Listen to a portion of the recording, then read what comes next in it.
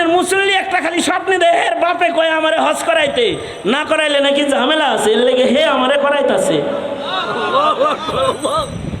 আমি বললাম এতে নিশ্চয়ই মনে হয় তুই কাবার প্রেমে কখনো কাঁদছিলি। কত কাঁদছি, আমার জায়নামাজের ভিতরে কাবার একটা ছবি আছে, ওইটার সামনে নিয়ে যখন নামাজ পড়ি তখন আমার ভেতরে খালি জ্বালা যন্ত্রণা। বাস্তব কাবার সামনে লয়ে যদি নামাজ পড়তে আসতাম, এইগুলা খালি জ্বলে। আমি কই জ্বলন্ত রে নিবার লাগছে, ইশক মুহাব্বত তোকে টানতাছে।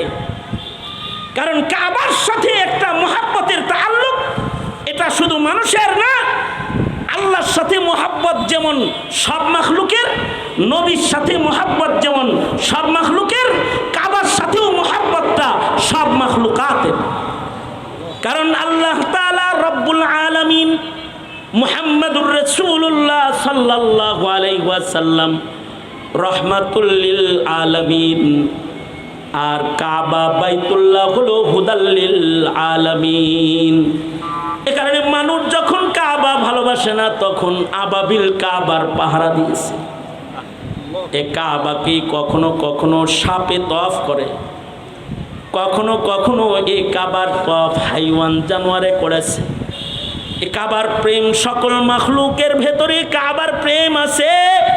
কারণ ইন্না আউওয়ালা বাইতি উযিআ লিন-নাস লাল্লাযী বিবাক্কাতা মুবারাকাও ওয়া হুদাল লিল আলামিন। এটা হুদাল লিল আলামিন, রব্বুল আলামিনের নির্বাচিত ঘর হুদাল লিল আলামিন হলো কাবা বাইতুল্লাহ। সারা দুনিয়ার থেকে 5 বেলা কাবার দিকে নামাজ পড়ে, কাবার পরে 120টা করে রহমত ঝরে। যারা তওয়াফ করে সিত্তুনা লিত-তায়েফিন, তাদের 60টা রহমত দান করা হয়।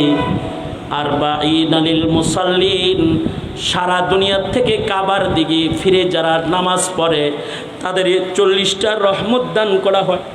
আর যারা কাবা ঘর তাকায় দেখে তাদেরকেও আল্লাহ তাআলা 20টা রহমত দান করে। ইশরিন আলিন নাযিরিন, শুধু চেয়ে দেখেছে বাইতুল্লাহ, এ কারণে 20 রহমত। এ কারণে প্রতিটা মুমিন বলবে এই আল্লাহ আমি তোমার কাবা দেখবার চাই, এটা কামনা করবে। একদল চলে যাবে, আর একদল দূর থেকে বলবে দেখতে চাই। এই কামনার কারণে কবরে তার চেহারা কাবার দিকেই থাকবে, ঘোরানো হবে না।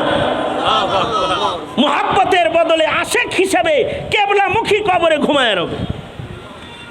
হ্যাঁ, গরিব হওয়ার পরেও যদি ইশক কবুল হয়ে যায় তো যে কোনো বাহানায় আল্লাহ ডেকে নিয়ে যাবে।